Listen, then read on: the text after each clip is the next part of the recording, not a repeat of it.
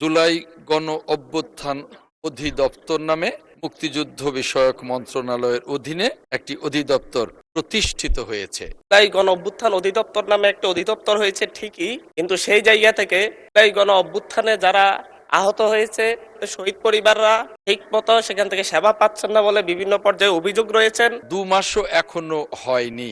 এর মধ্যে আমার কাছে যারাই গিয়েছেন জুলাই যোদ্ধাদের, তাদের আমি যথাযথ সম্মান দেবার চেষ্টা করেছি। জুলাই গণঅভ্যুত্থানের সঠিক ইতিহাস সংরক্ষণ ও জুলাই গণঅভ্যুত্থানে শহীদ পরিবার এবং আহতদের কল্যাণার্থে ইতিমধ্যেই জুলাই গণ অভ্যুত্থান অধিদপ্তর নামে একটি মুক্তিযুদ্ধ বিষয়ক মন্ত্রণালয়ের অধীনে একটি অধিদপ্তর প্রতিষ্ঠিত হয়েছে।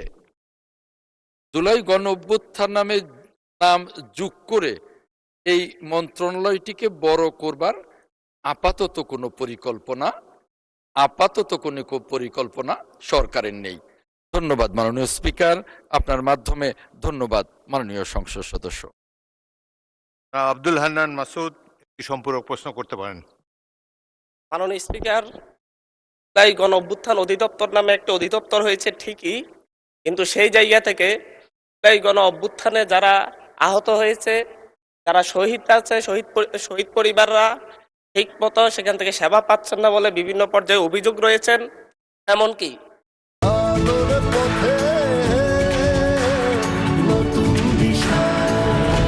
সেখানে গেলে তাদের সাথে খারাপ ব্যবহার করারও বিভিন্ন অভিযোগ আমাদের কাছে আসে।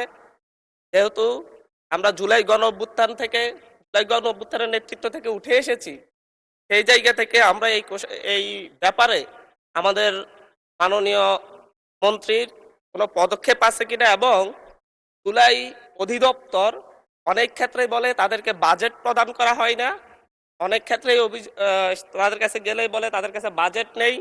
জুলাইয়ে যারা অংশগ্রহণ করেছে, জুলাই যোদ্ধা এবং শহীদ পরিবারের জন্য এই বাজেট সরকার দিয়েছে সেটা দেওয়ার মতো এই বাজেটগুলো নিয়মিত দেওয়া হবে কিনা, কি পরিমাণ বাজেট দেওয়া হবে, এবং সেই জায়গায় যে হয়রানির কথা আমরা শুনতে পাচ্ছি, জানতেছি, এই ব্যাপারে কোনো পদক্ষেপ নেওয়া হবে কিনা। মাননীয় মন্ত্রী। ধন্যবাদ মাননীয় স্পিকার, আপনার মাধ্যমে মাননীয় সংসদ সদস্যকে ধন্যবাদ জানাচ্ছি। আপনার মাধ্যমে মাননীয় সংসদ সদস্যকে জানাতে চাই, আমাদের সরকার মাননীয় প্রধানমন্ত্রী জনাব তারেক রহমানের সরকার মাত্র 2 মাসও এখনো হয়নি। এর মধ্যে আমি যে কদিন দায়িত্বরত আছি, আমার কাছে যারাই গিয়েছেন জুলাই যোদ্ধাদের, তাদের আমি যথাযথ সম্মান দেবার চেষ্টা করেছি। আমি আপনার মাধ্যমে মাননীয় সংসদ সদস্যকে আশ্বস্ত করতে চাই,